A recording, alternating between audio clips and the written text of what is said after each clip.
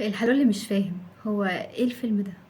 اتفرجت على فيلم اخي فوق الشجرة، وبصراحة الاسم ملوش دعوة بالفيلم خالص. اول لقطة في الفيلم بيجيبوا حمو بيكا وهو في البول، المفروض ان هو يضحك لكن ولا وجوده ضاف شيء ولا ضحك. الفيلم بيحكي عن اتنين توأم، بهاء وعلاء، ابوهم بيومي فؤاد. ففكرة الفيلم ان بيومي فؤاد مش هيرضى يدي علاء الميراث بتاعه الا لما يلاقي اخوه بهاء، واخوه بهاء ده عايش في امريكا، فطبعا هيجوا هيعيشوا هما الاتنين مع بعض، واحد مصري وواحد امريكي.